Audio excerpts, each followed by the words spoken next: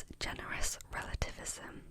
Relativism allows you to see both sides of every situation, though this may sometimes come off as indecisive or insecure. You don't get tied down to a single view of things. You frequently question yourself and rethink your views. You're more impressionable than you appear. You do what you say and can get a lot done. Typically well dressed. It's in your 12th house, meaning you feel the need to distinguish yourself from others through privacy, secrets, and introspection. So, I have always quite identified with being a Libra. When I was younger, I used to think that I was quite indecisive, and I do to a degree think that I am still indecisive sometimes.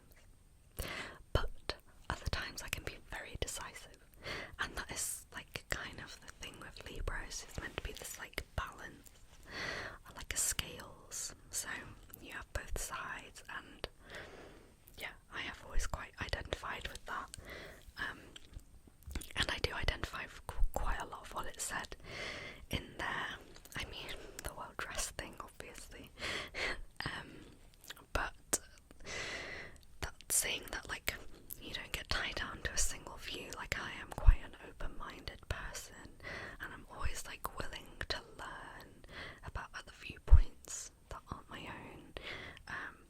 But then, like, on the reverse of that, like, if there's something that I believe in, like, I will believe in it strongly, like, I will practice that.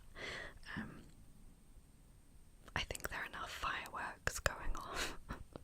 It is bonfire night tomorrow night, and it is a weekday, so I don't know why there would be fireworks going off on a random Monday night. But I suspect that there's like maybe a bonfire happening somewhere around celebrations. And if you don't know what bonfire night is, it's something that happens in the UK every November to celebrate. Well, it's weird. It's a weird thing to celebrate, but it's to celebrate someone failing to blow up the Houses of Parliament in, I actually couldn't tell you what year. That was quite bad of me on my UK history, but I would think 1700s, maybe 1600s, 1700s. Someone called Guy Fawkes tried to blow up the Houses of Parliament, and I won't go into all of the reasons why, but his plan was foiled, and every year we kind of celebrate his failing of doing that. Well, some people do, although now I think it's just become more of like just a thing, you know, like let's do fireworks at the beginning of November. So moving on to my next sign, which is my moon, and that is in Virgo. So the moon rules your emotions, moods and feelings. This is likely the sign you most think of yourself as, since it reflects your personality when you're alone or deeply comfortable. Your moon is in Virgo, meaning your emotional self is analytical, responsible and pacifying. A bundle of nerves, you struggle with the need to be pure that may come out in self-sacrificing or nitpicky tendencies. It's in your 11th house, meaning you find security and safety through your friendships, social life and social status. Now, I don't really know like if I would say that this is the one I see myself as most, because I do really feel like the Libra is the biggest one there, and we'll get to that through my chart, but I do have parts of this that I do identify with. I do find like I can be quite grounded sometimes, like with that indecisiveness and kind of like airy-fairiness of Libra. Like I do think, yeah, like sometimes I can just get to the point, and I am quite analytical. I wouldn't call myself a bundle of nerves, but I do have like, sometimes, you know, I can get quite anxious about things. The pacifying thing is definitely rising, like I am such a people pleaser, but I won't go into that too much. But yeah, I definitely see that side of it, and I do, like, my friendships and my social life are so important to me, and I do find like comfort from that. And like, by that I don't just mean like going out or going to dinner or whatever, but I just find like having a group of friends that I can talk to all the time is so important to me, and I'm really lucky that like I have a good group of like a couple of good friends that we're just like non-stop in contact with each other. We're like messaging all the time, voice notes all the time.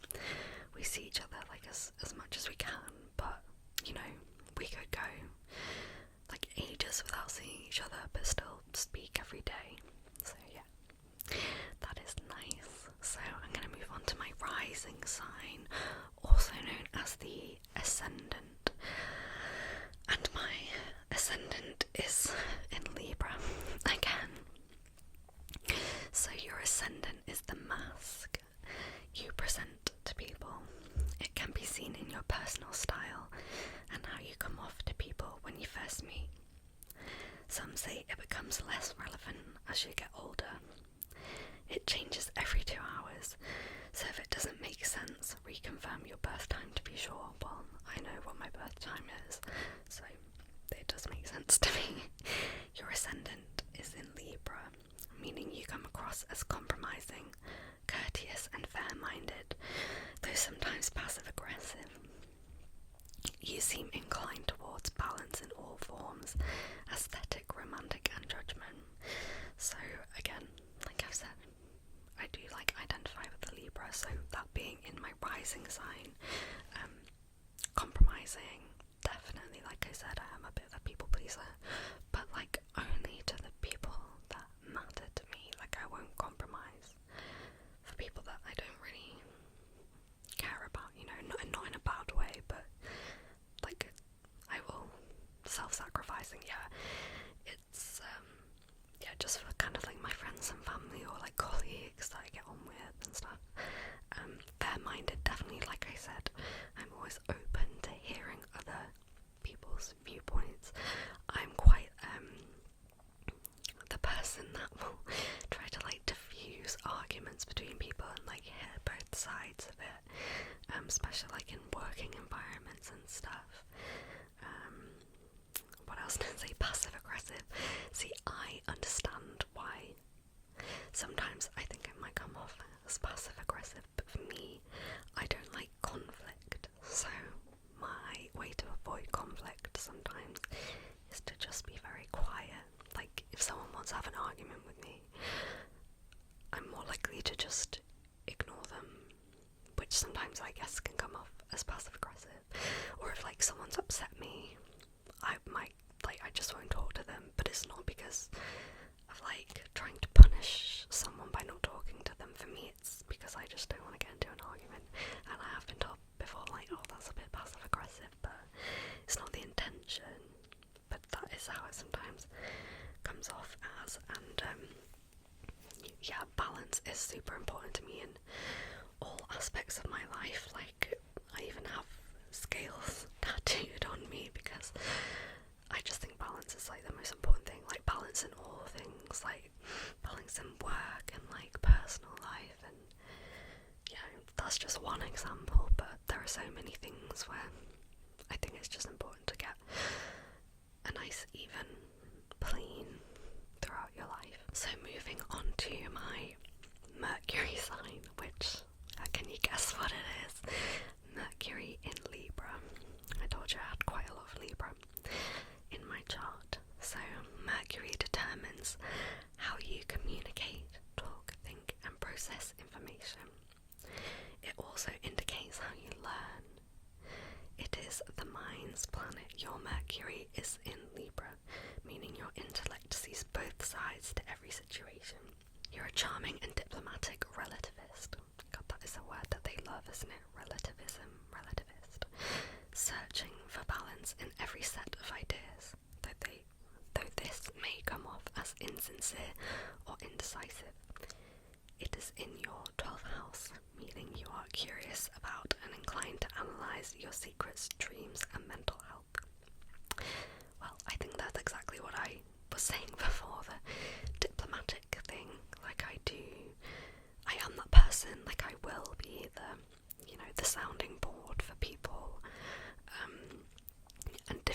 situations and arguments and things. Charming, I will take that. I don't get told that I'm charming very often. I just get told that I'm nice mostly, but yeah, I will take that. And again, like the analytical thing, seeing both sides, like, yeah, absolutely. And I do love to analyse my dreams. Like, I always want to know what they mean, and my mental health as well. Like, if I'm ever having, like if I'm ever super happy and I can't figure out why, or if I'm, like, having a low moment and I'm not sure why, like, I will sit there and try and think about, okay, like, why? What's the reason for this? So, moving on to my Venus sign, and once again, it's in Libra. I think this might be the last one that's in Libra. So the people outside were being quite loud. They came back and they were blasting music. I can't remember where I got up to with this, but my Venus is in Libra. Venus determines how and what you love. It indicates how you express affection and the qualities you're attracted to. Your Venus is in Libra, meaning your romantic side is idealistic and eager to please. You want an equitable relationship, and you're willing to make compromises to get there. You can be a little self-obsessed and may have trouble being realistic or loyal in relationships. It's in your first house, meaning that for you, love is often expressed in yourself and self-image, and because it's your first house, your Venus in Libra is hyper-present in your personality. So I think that goes back to what I was saying earlier about me being the one that, you know, like, will make compromises and stuff in relationships, like not just romantic relationships, but with my friends and family too. And I think that's expressed again here. I wouldn't say that I'm self-obsessed, but I do worry a lot, like, what other people think of me, especially people that I care about. That goes back to that, like, people-pleasing thing. Like, I just want the people that I love to love me as much as I love them, so I guess maybe I do worry about things like that a fair bit. I wouldn't say that I have trouble being realistic or loyal. I would say I'm actually, like, quite a realist. Like, I'm not, I don't know, I'm not over romantic to the point, or like romanticizing things to the point where I don't know what's really going on. And I would say I'm actually, like, the most, I think my friends and my family as well would say I'm, like, the most loyal person that they know, which I've been told quite a lot. You know, when you ask people that you know, like, oh, can you describe me in 3 words, that's always one of them that I get. But yeah, I would say that it is hyper present in my personality, the whole Libra thing. So my Mars is in Cancer, and finally we've moved on to a different sign. Mars is the planet of aggression. It determines how you assert yourself, take action, and the energy that surrounds you. Particularly your ambitiousness, and when you're angry. Your Mars is in Cancer, meaning you assert yourself in a way that is emotional and somewhat passive-aggressive, and you push things forward only when you feel safe and secure. It's in your 9th house, meaning you put a lot of energy into philosophy, faith, education, and politics. I guess I kind of agree with that to an extent. Like, I do find myself, like, emotionally, like, if I'm angry, like, I'm not the kind of person that's gonna, like, shout or scream, or, you know, like I said, if I'm upset and I'm angry, I'm gonna, like, not talk to you, which is where the passive aggressiveness probably comes into play. But I physically can't get angry without crying. Like, I physically can't shout at people because I will cry, and I know that probably sounds really childish, but it's just me, because I don't like being angry. I just like to be, you know, calm and collected. So if I get pushed to the point of being angry, I'm probably just going to be more upset than actually angry.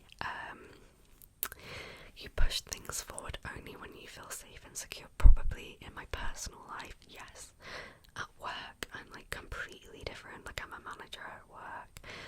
I won't say like what I do, but you know, I manage people and I manage projects, and I'm quite different in work than I am like in my personal life.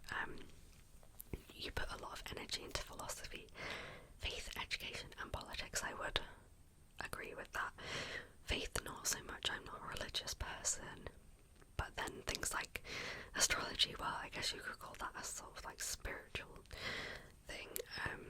Like I say, I quite enjoy that, but it's probably not actually that deep and that serious for me. But philosophy and politics and education, like I say, I'm always trying to learn new things and open. I actually studied politics at university, like way back in the day as well, and a little bit of philosophy in there, but I didn't delve too deep into that. So my Jupiter is in Virgo, one of the 2 social planets. Jupiter rules idealism, optimism, and expansion. It's also very philosophical. Your Jupiter is in Virgo, meaning you grow and find understanding through careful thought, goal setting, and hard work. It's in your 12th house, meaning you find success through privacy, secrets, and introspection. There's that. Privacy, secrets, and introspection that came up somewhere else before, I think maybe in my moon, which was in Virgo. And that is, I would say, I do identify with that. Like, I'm not the kind of person that's like shouting about everything that I'm doing. I wouldn't necessarily say that I keep secrets, but I do keep like quite a private life, you know. Like, there are parts of my life that I like to share with like a select group of people, but I don't want everyone knowing all the details of my life, you know. Like, my colleagues at work, like even the ones that I'm friendly with, they don't know all the details of my life. Or if I'm like working on something or going after something, I probably don't tell a lot of people until like I've done it, you know. Like, if I was applying for a new job, I sometimes haven't like told family that I'm going for a new job until I've been offered it, because I don't know, I just like to keep certain things like that to myself. And yes, I would say careful thought is definitely one. Like, I sometimes probably overthink things, and goal setting is another big one for me. So the people outside are making really impossible again, as usual, and this is why I didn't film videos for so long, is because I just thought, what's the point? It gets so hard every time I try to sit down and film a video. Something like distracts me, like I've just had to wait like 10 minutes and these people aren't being quiet, so I thought I'd just turn the gain right down and do some cupped whispers again. So I think I was saying that this Saturn in Aquarius is the one that I disagree with the most. Obstinacy, I think, is supposed to be like stubbornness, which I can be a little bit stubborn, but I wouldn't say that I'm like not even the most stubborn person in my family. I'm not the most stubborn person I know, and because I am a bit of a people pleaser, I will relent on things for certain people. Superiority complex, I don't really agree with that. I think I maybe occasionally, but I don't think that I'm like going around being like, oh yeah, I'm better than other people and I know more than everyone else. I like kind of disagree with that completely, to be honest. And being overly detached as well, I don't think I'm detached as well. And I don't have difficulties with home and family. I have such a great relationship with my family, so yeah, that one. Yeah, this is why I like astrology, but I don't read too deep into it because, you know, it's not 100% accurate science, is it? So my Uranus is in Capricorn. Uranus stays in each sign for 7 years, meaning rules a generation more than a person. So probably most of like my friends have this too. Your Uranus is in Capricorn, meaning other generations are shocked by your generation's sense of responsibility, seriousness, rationality, and hunger for power.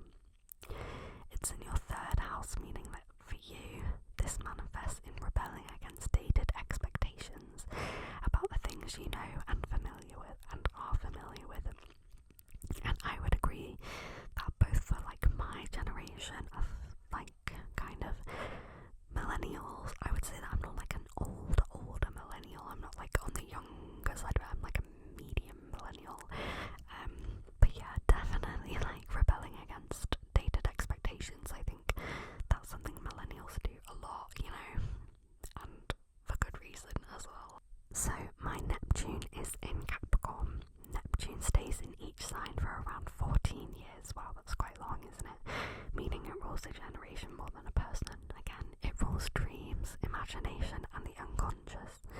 Your Neptune is in Capricorn, meaning your entire generation finds inspiration through hard work, responsibility, seriousness and ambition. It's in your third house, meaning that for you this manifests in your ideal, verging on unrealistic and impractical, about the things you know and are familiar with. So I agree, but for that, like with my generation of millennials, and this would be like a wider millennial generation, I definitely agree that we are like a hard-working generation. I know people love to be like, oh, well, you could afford to buy a house if you didn't buy avocados or whatever, but we work hard for what we have, and it is harder to buy material things and buy houses and stuff these days. I think we also just work hard for like a good work-life balance, I wouldn't say that I'm unrealistic and impractical, but I can be quite idealistic sometimes, but I don't really let that negatively affect my life and my decisions in life. So this is the last sign on my chart, and that is my Pluto, and my Pluto is in Scorpio. So Pluto stays in each sign for up to 30 years, meaning it rules a generation more than a person. And this is like even wider of a generation. I wonder when this like started, if this would include like my parents, or if it would go like the other way. Your Pluto is in Scorpio, meaning your generation's psyche is comparatively passionate, intense, serious, private, self-obsessed and perceptive. It's in your first house, meaning you personally are transforming yourself and self-image, and because it's your first house, your Pluto in Scorpio is hyper-present in your personality. So because I'm not really sure when it started or like which generation it's really speaking to, I can't really comment on some of that, but I would say that I am all about transforming myself and self-image, like to learn as much as I can and become like the best version of myself that I can. And I think that at least my like immediate generation probably do the same. So thank you so much for